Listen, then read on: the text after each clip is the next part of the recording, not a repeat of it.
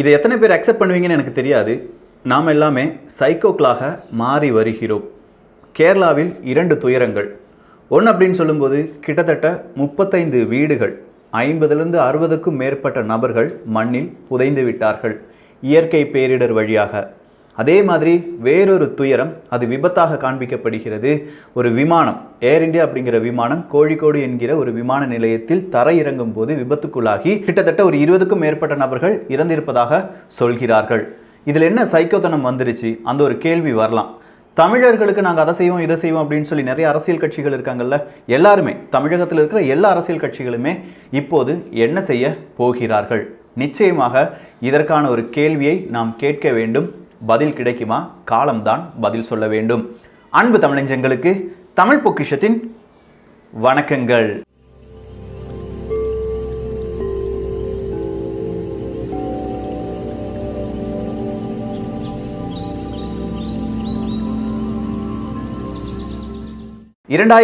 அப்படிங்கிற வருடத்தை யாராலையுமே மறக்க முடியாதுன்னு தோணுதுங்க. ஏன்னா இந்த வருடத்தில் நடந்த பலவிதமான செயல்பாடுகளாக இருக்கட்டும், இயற்கை பேரிடராக இருக்கட்டும், வைரஸாக இருக்கட்டும், எல்லாருடைய வாழ்க்கையிலும் பலவிதமான விளையாட்டுகளை விளையாண்டு விட்டது.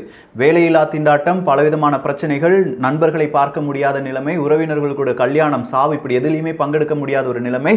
இப்படி பல கட்ட துன்பத்தில் இருக்கும்போது தான் துன்பமான செய்திகள் மேலும் மேலும் மேலும் நம்மை வந்து அடைந்து கொண்டே இருக்கிறது.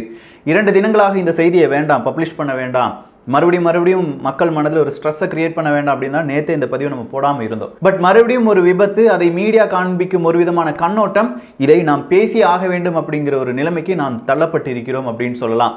முதல் விஷயம், கேரளா இடுக்கி மாவட்டம் அப்படின்னு சொன்னாலே அங்கே எப்போதுமே மழை பெய்யுங்க. நானும் இடுக்கி மாவட்டத்தை சேர்ந்தவன் தான். மழை அப்படிங்கிறது எப்போதுமே பெய்து கொண்டே இருக்கும். அங்கே இருக்கிற மனிதர்களுடைய வாழ்க்கை மேக்சிமம் எல்லாருமே தமிழர்கள் தான். அதிக அளவு அங்கே தமிழர்கள் தான் இந்த தேயிலை தோட்ட தொழிலாளியாக இருந்து வருகிறார்கள். அவங்க எல்லாம் 50-60 வருடங்களாக கேரளாலேயே இருக்கிறவங்க. இந்த தோட்ட தொழிலாளிகள் அப்படின்னு சொல்லும்போது அவங்களுக்கு தங்குவதற்கான வீடு யார் அமைத்து தருவார்கள் அப்படின்னு கேட்டிங்கன்னா இந்த தோட்டத்தினுடைய உரிமையாளர்கள் அப்படின்னு சொல்றவங்க தான். ஸோ இந்த வீடு எப்படி இருக்கும் அப்படின்னு கேட்டிங்கன்னா லைன்ஸ் அப்படின்னு சொல்லுவாங்க. கிட்டத்தட்ட ஒரு 10 வீடு 12 வீடு ஒரே ஒரு கட்டிடமாக இருக்கும். அந்த கட்டிடத்துக்கு மேலே ஷீட்டு போட்டிருப்பாங்க. ஆஸ்பெட்டாஸ் ஷீட் இருக்கு பாருங்க, அதை போட்டிருப்பாங்க. ஒரு வீட்டிற்கும் வேறொரு வீட்டிற்குமான இடைவெளி என்பது ஒரு சுவர் மட்டும்தான். அந்த சுவரில் அடுத்த வீட்டில் என்ன பேசினாலும் இங்கே கேட்கும். மேக்சிமமான வீட்டுக்கு 2 ரூம், 2 அறைகள் இருக்கும். அதில் ஒரு அறை வராண்டா அப்படின்னு சொல்லுவாங்க, இன்னொரு அறை அவங்க தூங்குறதுக்கான ஒரு அறை, அடுத்ததாக ஒரு சமையலறை இருந்தால் இருந்தது, இல்லை என்றால் இல்லை. கடைசியாக இருப்பது பாத்ரூம். அது மேக்சிமம் நிறைய பாத்ரூம் எப்படி இருக்கும்னா காமன் பாத்ரூமாக இருக்கும். இப்போ கொஞ்சமாக நவீனமாக இருக்கும் லைன்ஸில் ஒவ்வொரு வீட்டுக்கும் பாத்ரூம் தனியாக கொடுத்துட்றாங்க, அவ்வளோதான். பட் இந்த வீட்டுக்கு தரையெல்லாம் எப்படி இருக்குன்னா சாணி மொழிகிய ஒரு தரையாகத்தான் இருக்கும். வீட்டுக்கு மேலே பார்த்தீங்கன்னா பிளாஸ்டிக் கவரை வச்சுலாம் அடிச்சு வச்சிருப்பாங்க. சீலிங் மாதிரி போட்டிருப்பாங்க, குளிர் அவங்களை அதிகமாக தாக்காமல் இருப்பதற்காக. இந்த மாதிரி 4 அடுக்காக இருக்கும் ஒவ்வொரு லைன்ஸ். ஒரு லைன்ஸில் 10 வீடு வச்சுக்கோங்களேன், 4 அடுக்கு, மொத்தமாக 35-40 வீடு இருக்கும். இந்த 4 அடுக்கு லைன்ஸ் தான் என்ன ஆயிருக்கு, இப்போ லேண்ட்ஸ்லைடிங்கில் நிலச்சரிவு வழியாக மூழ்கி விட்டது, மண்ணுக்குள் போய்விட்டது. அந்த மண்ணுக்குள் போன அத்தனை நபர்களுடைய உயிர் இருக்குமா இல்லையா என்பதை பற்றிலாம் நமக்கு தெரியாது. இது நடந்தது ஃப்ரைடே மார்னிங் 5 மணிக்கு, ஏர்லி மார்னிங் 5 மணிக்கு. ஸோ மீடியா இதை கவர் பண்ணுறாங்க. ஆனால் அதிக அளவு தமிழ் மீடியாவில் இதை பற்றி பேசலை.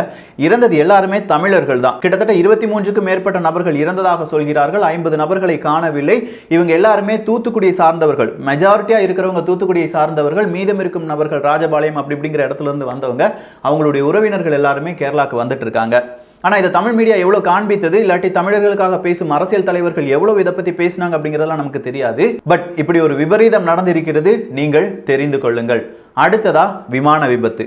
நேற்று இரவு, அதாவது வெள்ளிக்கிழமை இரவு 7:30 மணிக்கு துபாயிலிருந்து இந்தியாவுக்கு, குறிப்பாக கேரள மாநிலம் கோழிக்கோட்டில் வந்து இறங்க வேண்டிய ஏர் இந்தியா அப்படிங்கிற விமானம் அதனுடைய ஓடுதளத்திலிருந்து கொஞ்சமா அப்படியே ஸ்லிப் ஆகி ஒரு 35 அடி பள்ளத்தில் விழுந்ததால் விமானம் 2ஆக உடைந்து அதில் பயணம் செய்த 20க்கும் மேற்பட்ட நபர்கள் இறந்ததாக செய்திகள் சொல்கிறது.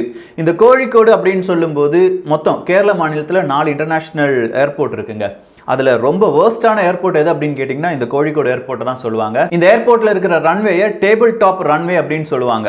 டேபிள் டாப் ரன்வேனா இந்த புகைப்படத்தை பார்த்து கொள்ளுங்கள். இதுதான் அந்த ரன்வேயினுடைய சேட்டலைட் இமேஜஸ். டேபிள் சாதாரணமாக இருக்கிற ஒரு டேபிளை நீங்கள் எடுத்துக்கோங்க. அந்த டேபிளுக்கு ஒரு பொருள் ஒரு கார்னரில் ரொம்ப சைடில் நம்ம வச்சுட்டோம்னா லைட்டாக தட்டி விட்டாலும் அந்த டேபிள்லேருந்து கீழே விழுந்துடும். இதே மாதிரி ஒரு மலையின் மீது ஒரு ரன்வே என்பது ஏற்படுத்தப்படுகிறது. ஒரு ரன்வே அப்படின்னு சொல்லும்போது ஒரு ஃப்ளைட் வந்து தரையிறங்கும் போது அந்த ரன்வேக்கு ரைட் சைடு லெஃப்ட் சைடு கிட்டத்தட்ட 100 மீட்டர் என்பது பஃபர் ஜோனாக இருக்க வேண்டும். சப்போஸ் இந்த ஃப்ளைட் லெஃப்ட்லயோ ரைட்லயோ கொஞ்சம் ஸ்லிப் ஆனாலும் அந்த 100 மீட்டர் அப்படிங்கிற அந்த பஃபர் ஜோன்ல நின்னுரும். ஆனா இங்க கோழிக்கோட்ல இருக்கிற பஃபர் ஜோன் எவ்வளவு அப்படின்னு கேட்டீங்கன்னா 75 மீட்டர். அடுத்ததா இந்த ரன்வே முடியிறதுல இருந்து ஒரு 250 மீட்டர் என்பது மீண்டும் ஒரு பஃபர் ஜோனா இருக்கணும். 250 மீட்டர். ஆனா கோழிக்கோடு விமான நிலையத்தில் இருக்கும் பஃபர் ஜோன் எவ்வளவு அப்படின்னு கேட்டீங்கன்னா 90 மீட்டர். சரி, இந்த 90 மீட்டருக்கு அடுத்ததா என்ன இருக்குன்னு கேட்டீங்கன்னா ஒரு குழி தான் இருக்கு. வேற எதுவுமே கிடையாது. தடுப்பு அப்படிங்கிறது எதுவுமே கிடையாது.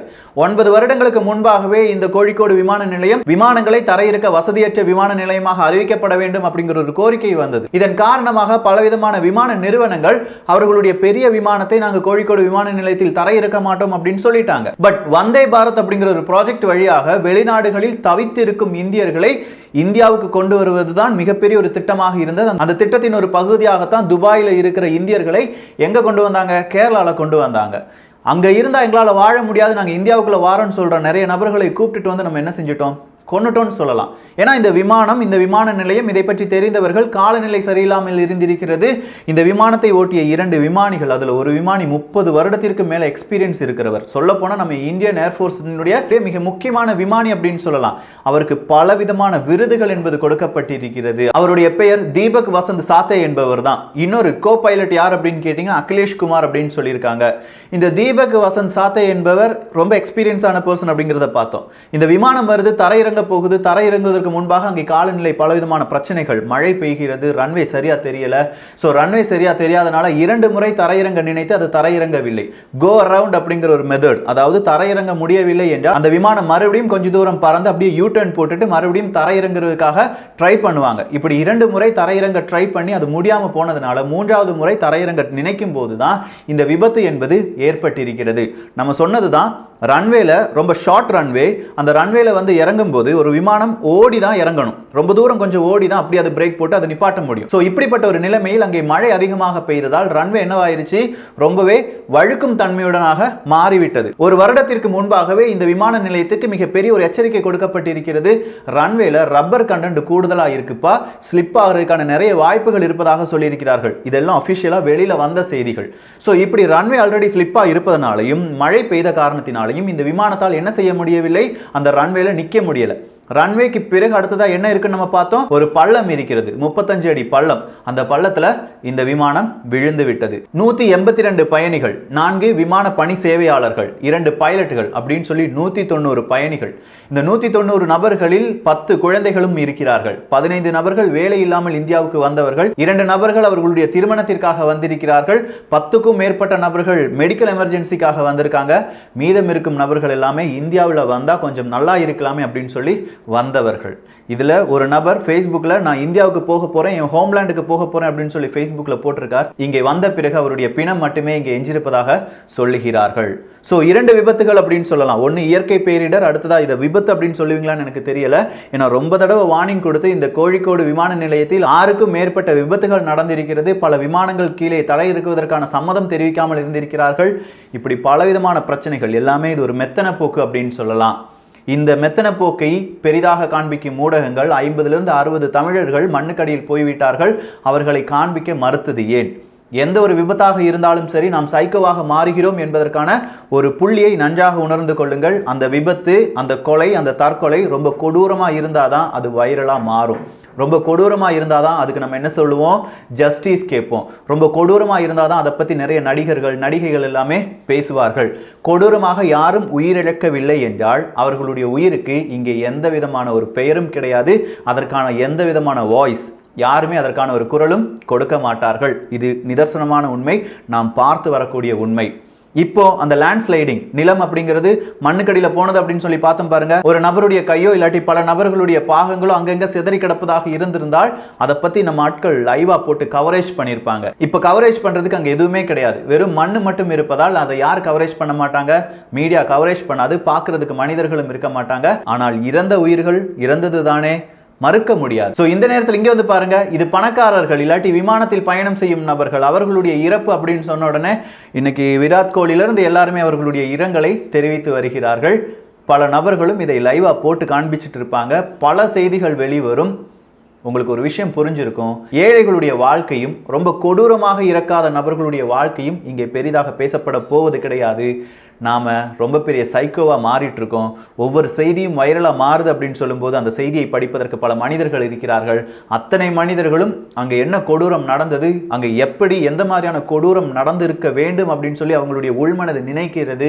இதை பொறுத்து தான் ஒரு செய்தி வைரலாக மாறுவதும் மாறாமல் இருப்பதும். நிறைய அரசியல்வாதிகள் இருக்காங்க. நிச்சயமா இடுக்கி மாவட்டம் மூணார் அப்படிங்கிற அந்த இடத்தில் நடந்த இந்த நிலச்சரிவில் பாதிக்கப்பட்ட குடும்பங்களுக்கு அனைத்து அரசியல் கட்சிகளும் அவங்களுடைய ஒவ்வொரு அரசியல் கட்சியிலிருந்து 1 லட்சம் ரூபாயிலிருந்து ஒரு 10 லட்சம் ரூபாய் வரை தானமாக கொடுப்பார்கள் என்று நான் நினைக்கிறேன். நீங்கள் என்ன நினைக்கிறீர்கள்? காரணம் 30 குடும்பங்கள் அங்கே மண்ணுக்கடியில் போய்விட்டன. அவர்களுக்கான உதவியை நம்முடைய அரசியல் கட்சிகளும் அரசியல்வாதிகளும் நாமும் செய்ய வேண்டும். பார்ப்போம் காலம் அவர்களுக்கு என்ன செய்கிறது என்று. இந்த ஒரு பதிவை குறித்துள்ள உங்களுடைய கருத்துக்கள் இங்கே வரவேற்கப்படுகின்றன. எல்லோரும் தமிழ் பட்சத்தில் இணைந்திருங்கள். தமிழ் பட்சம் சேனலை சப்ஸ்கிரைப் செய்யாத தோழர்கள் தோழிகள் தயவுசெய்து சப்ஸ்கிரைப் பண்ணிக்கோங்க. நல்லதை பகிர்ந்து நல்ல சமுதாயத்தை உருவாக்குவோம். நன்றி, வணக்கம்.